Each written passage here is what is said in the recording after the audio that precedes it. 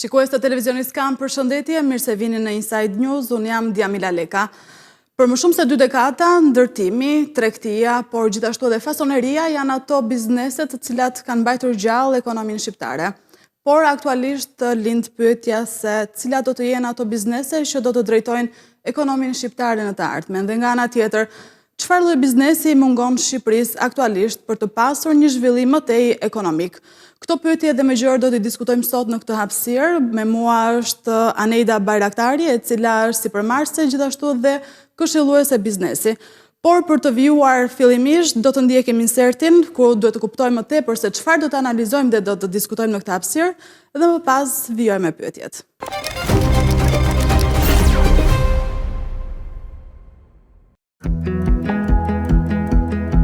Në një ekonomi që po evoluon me ritme të shpejta, Shqipëria gjendet përpara një udhkryqi të rëndësishëm ekonomik. Vendi duhet të dalë nga modeli vjetër i tregtisë dhe ndërtimit dhe të ndërtojë një strukturë të re zhvillimi, e cila duhet të jetë e bazuar në inovacion, teknologji, prodhim me vlerë të shtuar dhe qëndrueshmëri. Për më shumë se 2 dekada, motori i ekonomisë shqiptare është mbështetur kryesisht tek ndërtimi, tregtia e vogël, fasoneria dhe shërbimet bazë. Këta sektor kanë qenë shtylла të rëndësishme të punësimit dhe konsumit, por sot është e qartë se ky model ka arritur kufijtë e tij, rritja mbetet e përqendruar, produktiviteti i ulët, ndërsa pjesa më e madhe e bizneseve prodhojnë vlerë të kufizuar në raport me potencialin e tregut shqiptar. Në pamje të parë, sipërmarrja shqiptare duket e gjallë, numri i bizneseve është në rritje, tregu është dinamik dhe konkurrenca e lartë. Por nën sipërfaqe, statistikat tregojnë një realitet tjetër, rritje në numër, jo në cilësinë e duhur. Por cilat janë rezultatet e bizneseve për vitin 2024, çfarë biznesesh janë hapur më shumë dhe nga ana tjetër, cili qark eksperimenton më tepër me hapjen e bizneseve. Referuar të dhënave zyrtare të Qendrës Kombëtare të Biznesit, gjatë periudhës janar-dhjetor të vitit 2024, janë regjistruar 17.500 biznese të reja në të gjithë vendin, krahasuar me vitin 2023, kur u hapën 16.835, vërehet një rritje me 655 subjekte të reja, një tregues pozitiv në letër, por që në thelb ruan të njëjtën strukturë sektoriale. Sektori dominues mbetet tregtia me shumicë dhe pakicë, përfshirë riparimin e automjeteve dhe motocikletave, me 4.865 regjistrime, ose 27.8% të totalit. Pas tij renditet akomodimi dhe shërbimi ushqimor me 15.6%, shërbimet administrative dhe mbështetëse me 7.8%, ndërtimi me 7.7% dhe aktivitetet profesionale, shkencore dhe teknike me 7.1%. Transporti dhe magazinimi përbën 5.7% të bizneseve të reja. Në aspektin gjeografik, Tirana ruan pozicionin kryesor me 9.158 biznese të reja, ndjekur nga qarku Durrës me 1.899 dhe ai i Vlorës me 1.770. Në total gjatë vitit 2024 në Shqipëri janë aktive 228.737 biznese në të gjithë territorin. Këto të dhëna tregojnë që të bërit biznes në vendin ton qëndron në të njëjtat ujëra, pra biznese tregtare dhe shërbimi. Në periudhën e pikut të sezonit turistik, panorama mbetet e ngjashme. Vetëm gjatë muajve korrik dhe gusht të këtij viti janë hapur 3.302 biznese të reja, ku 1.843 janë regjistruar në korrik dhe 1.459 në gusht. Pjesa më e madhe i përket sërish fushës së tregtisë, akomodimit apo shërbimit ushqimor. Këto shifra tregojnë qartë se struktura e sipërmarrjes shqiptare vazhdon të mbetet e përqendruar në sektor tradicional e të ngopur, ndërsa vendi ecën me hapa të kujdesshëm drejt modernizimit. Diversifikimi ekonomik mbetet sfida kryesore. Pas kësaj panorame, pyetja lind që çfarë biznesesh i mungojnë Shqipërisë. Ekonomia shqiptare ka ende boshllëqe të mëdha në sektorët strategjik, fusha që mund të krijojnë vlerë afatgjatë dhe punësim cilësor.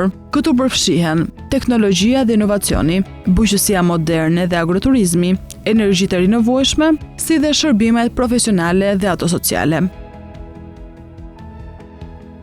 Në dekadën e ardhshme, teknologjia do të përcaktoj fituesit dhe humbësit e tregut global. Shqipëria ka një brez të ri profesionistësh të IT-s dhe programuesish, të aftë për të konkurruar me tregjet ndërkombëtare, por infrastruktura për t'i mbështetur ata mbetet e kufizuar. Startupet teknologjike janë të pakta, financimi i tyre ende modest dhe kuadri ligjor për inovacion nuk është plotësisht funksional. Megjithatë, potenciali ekziston. Investimet në teknologji krijojnë vende pune me vlerë të lartë dhe eksportin e shërbimeve digjitale, duke sjellë kapital të ri në ekonomi.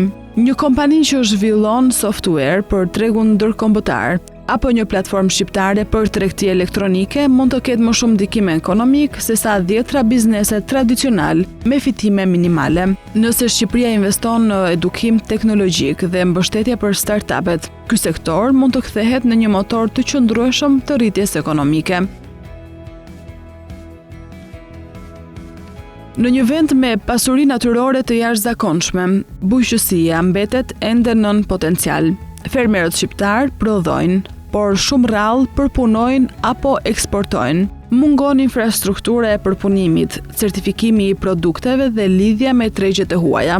Agroturizmi ka treguar se mund të jetë një formule suksesshme zhvillimi, duke lidhur turizmin me prodhimin vendas dhe duke gjallëruar ekonomitë lokale. Bizneset që orientojnë bujqësinë drejt cilësisë, inovacionit dhe tregjeve ndërkombëtare do të jenë ndër motorët e zhvillimit të dekadës së ardhshme. Një fermë e certifikuar që eksporton produkte bio vlen më shumë se 10 biznese të vogla tregtare që veprojnë në tregun e brendshëm.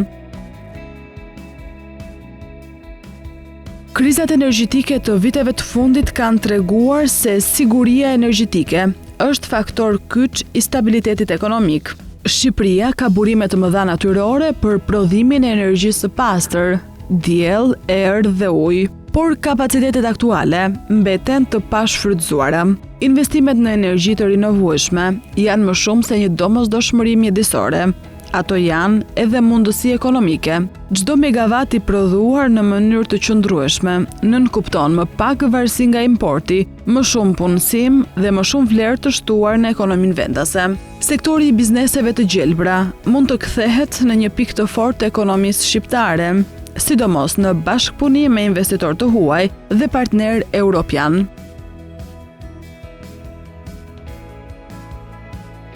Një ekonomi moderne nuk ndërtohet vetëm mbi prodhimin, por mbi shërbimet me vlerë të shtuar. Shqipëria ende nuk ka zhvilluar plotësisht tregun e konsulencës financiare, juridike, teknologjike apo menaxheriale. Ndërkohë sektori kujdesit social, veçanërisht për të moshuarit dhe grupet vulnerabël, mbetet pothuajse i paorganizuar. Bizneset e së ardhmes nuk do të maten vetëm me fitimin e menjëhershëm, por me kontributin që japin në zhvillimin ekonomik dhe social të vendit. Ato do të jenë më teknologjike, më të qëndrueshme dhe më të lidhura me tregjet rajonale dhe europiane. Sipërmarrësit e rinj shqiptar duhet të mendojnë globalisht, edhe kur nisin një projekt lokal. Në një botë digjitale, një ide nga Tirana, Shkodra apo Korça mund të konkurrojë me produkte nga Berlini apo Londra, nëse ka vizion, inovacion dhe strategji. Për këtë, kërkohet bashkëpunim i fortë ndërmjet shtetit, sektorit privat, por edhe mes universiteteve. Duhet një klim fiskale që nxit investimet e reja, politika mbështetëse për startupet, edhe një kulturë e re biznesi që vlerëson meritën dhe transparencën po ashtu. Vetëm kështu Shqipëria mund të kalojë nga një ekonomi e konsumit në një ekonomi të prodhimit dhe dijes. Nga një ekonomi që ndjek trendet në një ekonomi që i krijon ato. Bizneset që i mungojnë Shqipërisë nuk janë thjesht një listë sektorësh, janë mundësi të papërdorura, ide të pazhvilluara dhe potenciale që presin të kthehen në vlerë reale. E ardhmja ekonomike e vendit do të varet nga aftësia për t'i parë këto mundësi, për t'i shndërruar në zhvillim konkret, sepse në fund zhvillimi ekonomik nuk është çështje kohe, por vizioni.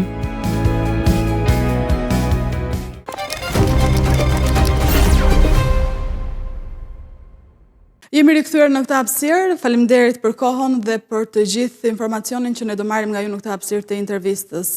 Për të ndalur tek bizneset, tek sipërmarrja shqiptare.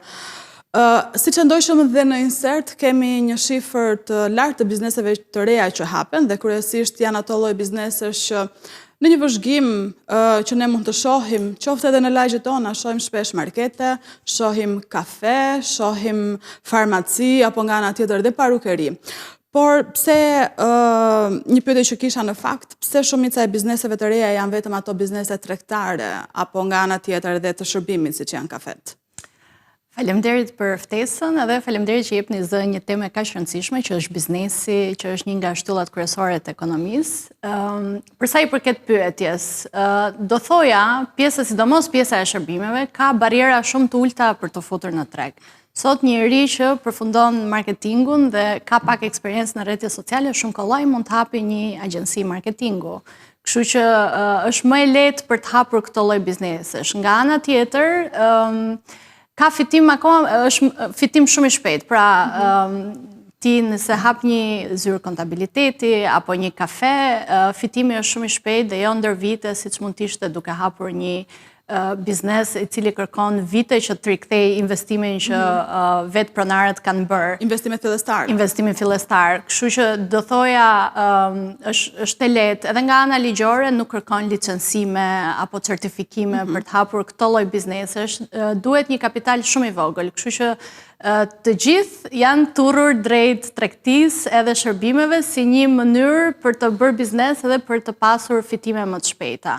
Sot shumë të rinj po hapin biznese duke qenë se është e lehtë edhe mund të vënë në përdorim aftësitë e tyre pa përdorur zero kapital. Pra zyra kontabiliteti, agjenci marketingu, IT-t nga ana tjetër, të gjithë ata që punojnë me teknologjinë e informacionit hapin biznese të reja sepse nuk përdorin fare kapital. Janë vetëm aftësitë që ata kanë krijuar dhe investimit tek vetja që mund t'i bëjë të hapin biznese të reja.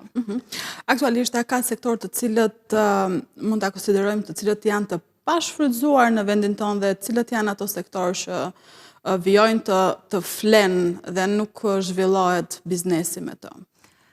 Besoj ne kemi shumë sektorë që kanë potencial shumë të lartë edhe që mendoj ka ardhur koha që nëpërmjet teknologjisë mund të zhvillohen më shumë. Ne kemi një vijë bregdetare shumë gjatë edhe vetë sistemi arsimor duhet të nxjisë edhe ato le të themi sektor që të zhvillohen më tej. Për shembull, mund të dalin më shumë student që janë të specializuar në peshkim, në çdo gjë që lidhet me vijën bregdetare, bujqësia nga ana tjetër.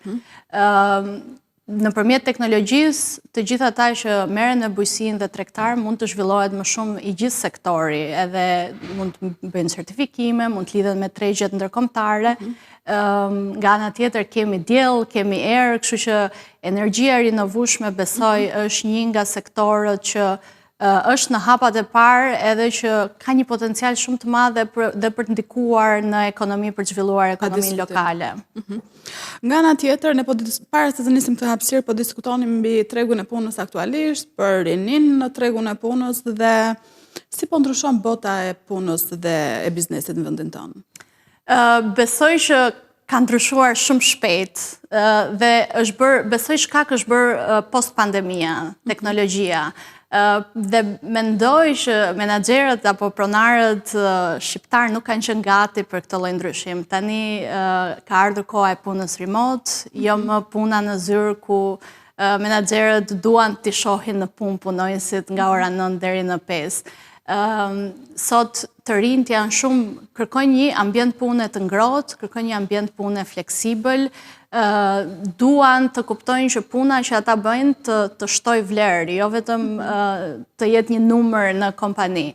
Kështu që mendoj që të gjithë ata që kanë biznese, po mundohen të përshtaten pak me brezin e ri dhe ka një krizë shumë të madhe, besoj, për punonjës dhe kjo reflektohet edhe nga numri i punonjësve të huaj që kanë ardhur dhe punojnë, duke filluar nga motorist, restorante, hoteleria, janë të gjithë që kanë marrë punonjës të huaj nga jashtë, sepse nuk po ja dalin dot me tregun aktual të burimeve njerëzore.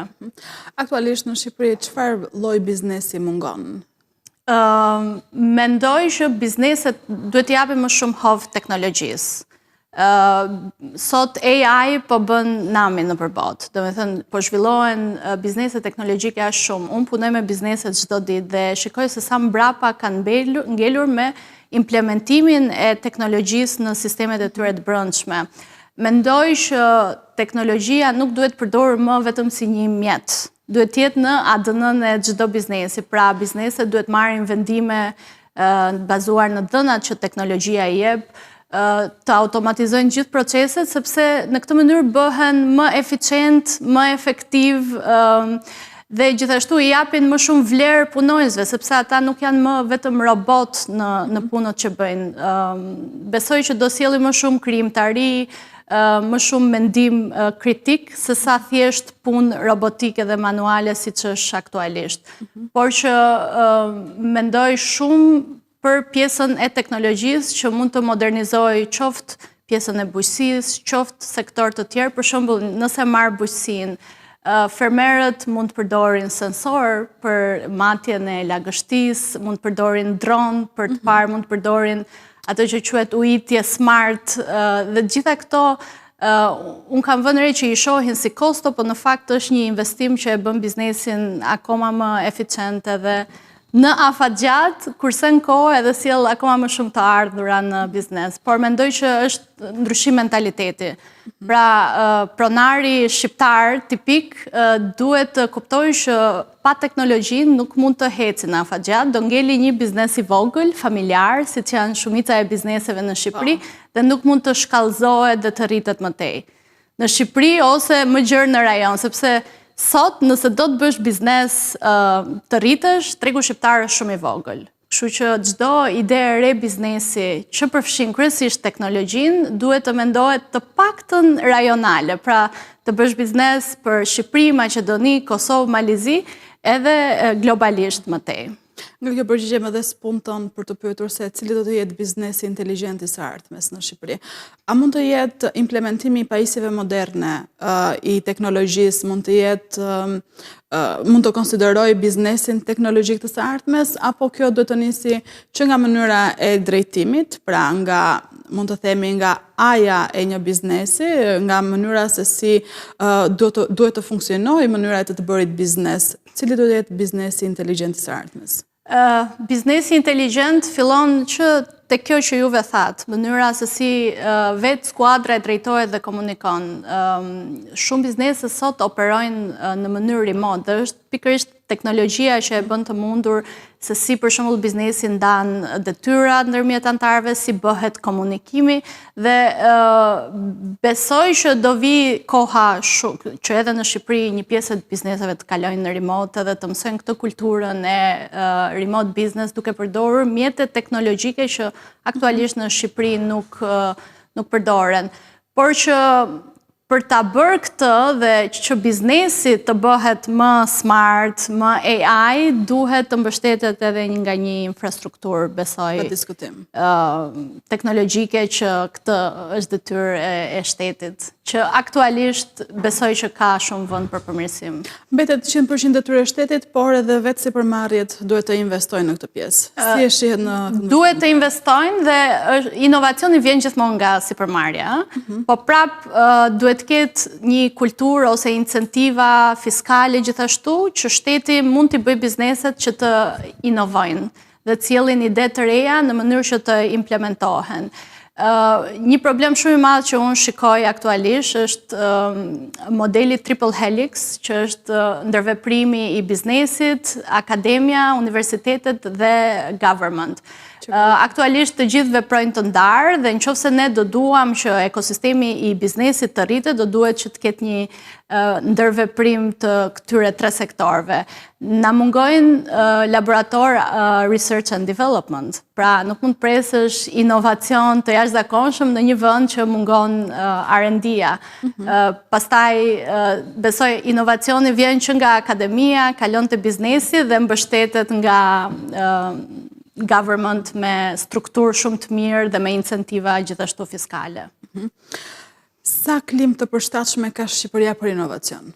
Klim jo në aspektin e klimës në kuptim të parë, por cila është klima e inovacionit në Shqipëri? Besoj që ka potencial shumë të madh. Ne kemi një popullsi të re që është e edukuar, që është e talentuar, kemi shumë talente dhe mendoj që nëse ka incentivat e duhura, klimën e duhur, mund të përparoj dhe të jetë një potencial shumë i madh. Sot ke kompani që ofrojnë shërbimet e tyre për Amerikë, për Europë dhe ne i gjithë si rajon mund të bëhemi një hap shumë i mirë për eksportin e shërbimeve teknologjike, marketingu, financiare, të gjithë këto fusha, edhe të përfitojmë bashkarisht si rajon. Në Shqipëri, aktualisht, mendoj që ka vend për përmirësim për sa i përket infrastrukturës, klimës, biznesit për inovacion. Mund të kemi data centera shumë të mëdhej, duhet përmirësuar pjesa e sigurisë kibernetike, sepse është një le themi është një pjesë shumë e rëndësishme nëse ne flasim për teknologji. Disa incentiva kanë nisur për sa i përket këtij aspekti, por sa mjaftojnë? Kjo mbetet për të diskutuar. Se di, para disa vitesh, për shembull për kompanitë teknologjike deri tani ka qenë tatim fitimi 5%, ndërkohë që nga janari do rikthehet 15%, që e shoh si një mënyrë për të mos i nxitur shumë zhvillimin e teknologjisë. Nga ana tjetër, vetë qeveria ndërmjet nisma siç është Djelza dhe 83 vite saj, por që besoj që janë vetëm për të bërë zhurmë, sepse nuk i shoh të implementuara që vërtet të ndihmojnë biznesin dhe komunitetin. Nga ana tjetër, fillon që nga vetë qeveria për të përdorur teknologjinë për të modernizuar proceset e brendshme dhe pastaj gjithë shërbimet që lidhen me biznesin dhe qytetarët. Por për të kaluar në një tjetër të këndvështrim, ne për të zhvilluar biznes mund të marrim modele nga jashtë për të implementuar në vendin tonë. A ka betur një formë biznesi që ne nuk e kemi vjedhur nga jashtë dhe çfarë formë biznesi mund të marrim ne nga jashtë për ta implementuar në vendin tonë aktualisht? Sepse marrja e një ideje nga jashtë dhe për ta implementuar në Shqipëri nuk është as pak e gabuar, përkundrazi në këndvështrimin tim sjell një frymë tjetër në biznes bërje dhe sa më tepër ide progresive për zhvillimin ekonomik të vendit.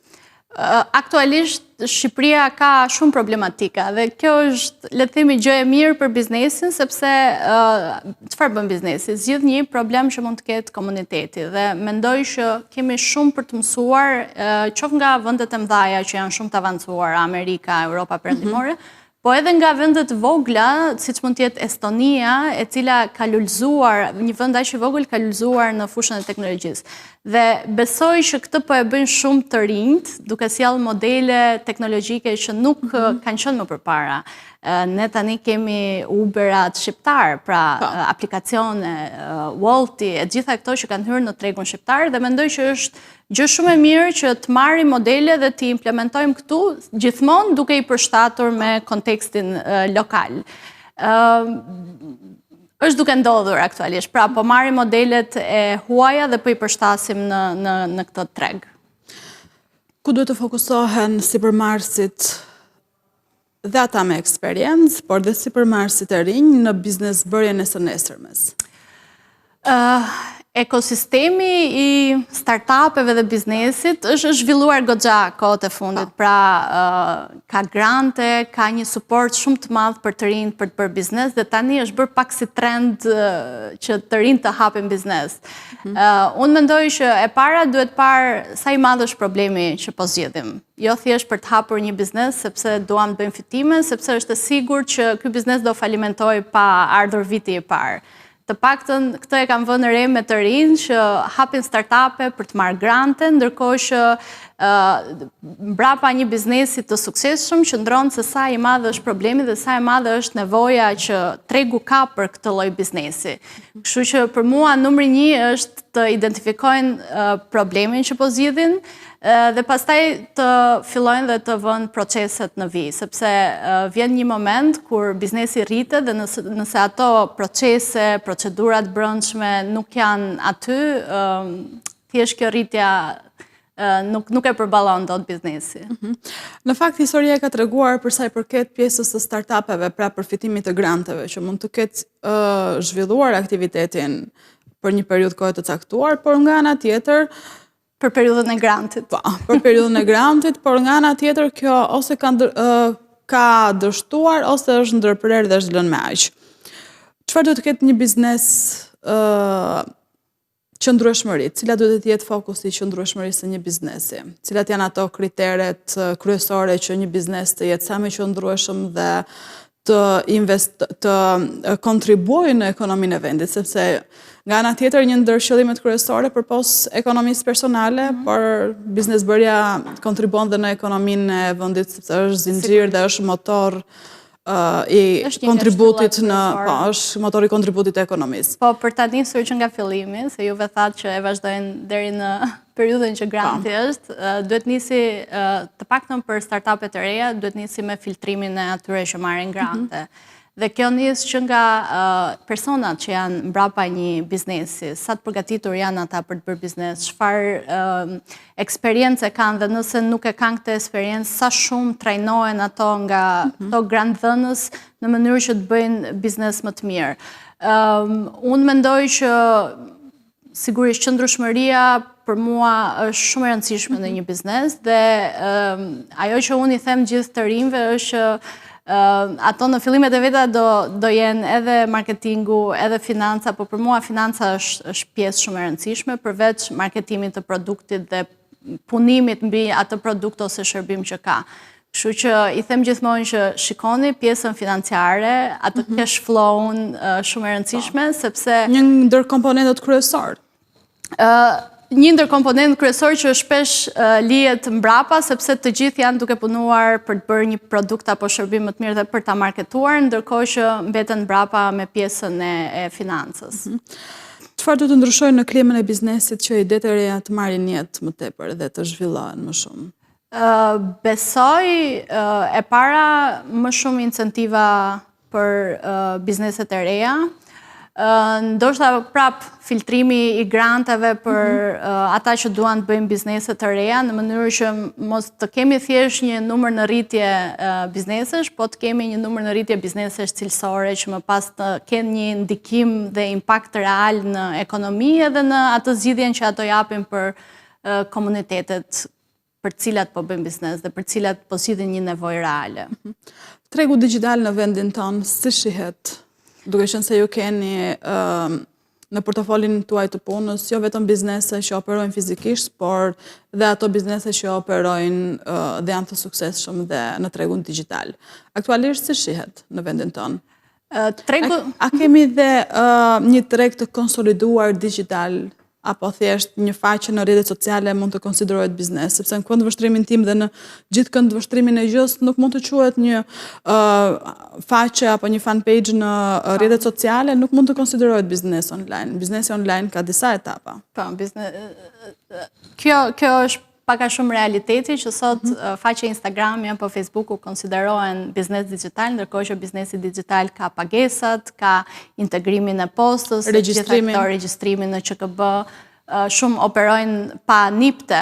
Kështu që besoj që duhen ndoshta më shumë incentiva në mënyrë që të gjithë këto që operojnë në mënyrë informale nëpërmjet teknologjisë të mund të regjistrohen edhe të bëjnë një impakt real. Por që ka shumë vend për përmirësim, ne sot, nëse duam bëjmë biznes me jashtë, akoma nuk kemi integrimin e pagesave digjitale me jashtë. Aktualisht më në fund Shqipëria u fut edhe në SEPA, në mënyrë që kemi dhe transfer shpenzime bankare, lehtësira bankare për të bërë biznes me jashtë, por që deri tani këto lloj incentivash nuk kanë qenë. Në fakt, ajo që doja të lidhja pak për sa i përket dregu digital e prekëm pak në hyrje të kësaj interviste është dhe implementimi apo binjakëzimi i bujqësisë, pra shitjes së produkteve bujqësore në tregun digital. Një këndvështrim të hollë që unë kam bërë, kam vënë re që edhe fermerët, të cilët prodhojnë produkte bujqësore, prodhojnë fruta perime apo të gjitha prodhimet bujqësore, kanë filluar që t'i tregtojnë në rrjetet sociale. A shihet kjo një favor për shitjen e produkteve bujqësore, por nga ana tjetër, duke ndërthurur dhe të rinjt në bujqësi, sepse bujqësia ende tek ne mund të konsiderohet jo tabu do thoja, por paragjykohet nga të rinjt. Mendoj që ata që po i sjellin këtë frymë të rinj në fakt janë fëmijët e atyre që i kanë nisur këtë lloj biznesi dhe është shumë mirë sepse ato mundohen që të ndërthurin teknologjinë me biznesin e prindërve apo të familjes dhe mundohen dhe të fusin inovacionin. Sot për shembull ka të rinj që mundohen të kenë platforma digjitale që të mund të lidhin ato që prodhon dhe ato që shet në treg. Dhe kjo është një gjë shumë e mirë, nga ana tjetër është pak e vështirë të punosh me këtë lloj targeti, me fermerët, sepse ato janë të fokusuar thjesht në punën e tyre dhe kanë shumë të vështirë që të merren dhe me teknologjinë, me procese teknologjike, por që besoj të rinjt që janë pjesë e kësaj e kanë bërë më të lehtë procesin. Dhe teknologjia ndihmon gjithashtu që ata të lidhen me tregjet ndërkombëtare, me platforma ndërkombëtare, siç kanë bërë shumë fermerë me certifikimet, me pjesën e gjurmëshmërisë produktit, gjithashtu që prapë është një pjesë shumë e rëndësishme nëse duam të rritet pjesa e eksporteve të pjesës së bujqësisë. Është kontribut i rëndësishëm. Po. Aktualisht, meqense ne jemi në rrjedhën e bizneseve apo të tregut digjital, kemi një infrastrukturë të mjaftueshme, do ta konsideroja që të rinjt, por jo vetëm, sepse nuk janë vetëm të rinjt ata që zhvillojnë bizneset online. A kemi ne infrastrukturën e duhur për të zhvilluar biznese digjitale në vendin tonë? Kjo nisur dhe nga legjislacioni, por edhe nga realiteti që ne jemi aktualisht. Dhe çfarë mund të përmirësojmë nga ana tjetër? Besoj që në qytetet kryesore kemi një depërtim shumë të madh të teknologjisë, kështu që për të rinj që jetojnë në këtë lloj qytetesh është pak më e lehtë. Nëse shkon pastaj në fshatra apo në zona rurale, ku është e vështirë edhe arritja ose penetrimi i internetit, gjëja bëhet më e vështirë. Dhe mendoj që këtu ka vend që të ndërtohet një infrastrukturë më e mirë digjitale në mënyrë që edhe të rinj që janë në këto zona të mund ta përdorin teknologjinë për të bërë biznese, për të zgjidhur ato nevoja që ata mendojnë që mund të ketë zona e tyre. Por prapë unë kthehem tek pjesa e duhet ketë politika të qëndrueshme mbrapa çdo gjëje që lidhet me ekosistemin e biznesit. Dhe për mua pjesa e sigurisë kibernetike është numër 1 dhe kjo është një sfidë shumë e madhe për Shqipërinë kryesisht. Duke parë pak edhe çfarë ka ndodhur në vitet e kaluara kur vjen puna tek pjesa e sigurisë së dhënave. Në këndvështrimin tuaj mendoni që ekonomia e gjelbër apo energjia dhe nga ana tjetër modernizimi i bujqësisë do të jenë fokusi ku të rinjt dhe jo vetëm të rinjt të investojnë në bizneset e së ardhmes. Pra është ajo që ne duhet të kthehemi në 180 gradë dhe të investojmë në to. Apo kjo do të duke ngritur zërin për këto lloj forme biznesi mund të kthehet ndoshta në një bumerang dhe në një mbingopje të tregut apo nuk është rasti? Unë e shikoj edhe Europën që është shumë e fokusuar tek green energy, ekonomia green. Edhe shoh edhe në Shqipëri që shumë fonde po vinë për të zhvilluar projekte në fushën. Dhe investitorët e huaj kanë një interes të lartë. Investitorët e huaj, sigurisht. Kështu që e shoh me shumë potencial zhvillimin e green economy, recycle economy, për shembull, një nga sektorët më të mëdhenj tani është ndërtimi. Kështu që vetë ndërtimi për shembull mund të mendoj zgjidhje të qëndrueshme për riciklimin e mbetjeve që vijnë nga vetë ndërtimi, edhe të japin një hovë më shumë recycle economy. E njëjta gjë ndodh me plastikën, me qelçin. Patjetër. Kështu që mendoj që këto lloj fushash kanë një potencial shumë të madh dhe prapë është e rëndësishme që të ketë një nxitje të paktën fiskale në mënyrë që të zhvillohen më tej edhe të jetë interesante, ndoshta edhe për të rinj që të futen në këto fusha, sepse fokusi të rinjve aktualisht është teknologjia. Dhe për ta përmbyllur këtë intervistë, cila është këshilla juaj në biznes? Kryesisht për të rinjt, unë i them Qofse doni ta bëni diçka, bëjeni, sepse shikoj të rinj që prej vitesh bluajnë në kokë ide që nuk I vën kurrë në jetë, sepse ata duan që çdo gjë të jetë perfekte, asgjë s'do jetë kurrë perfekte, kështu që nëse keni një ide, niseni që nesër, sepse çdo gjë rregullohet rrugës, edhe mos keni frikë. Është e thjeshtë të nisësh biznes, por është e vështirë pastaj që ta mbash dhe ta arrisësh. Unë të falenderoj për gjithë çka ne diskutuam. Faleminderit. Faleminderit dhe ju të dashur shikues për vëmendjen tuaj. Ne bashkë do të shihemi në një tjetër hapësirë me të tjera diskutime dhe analiza. Deri atëherë bashkë mirupafshim.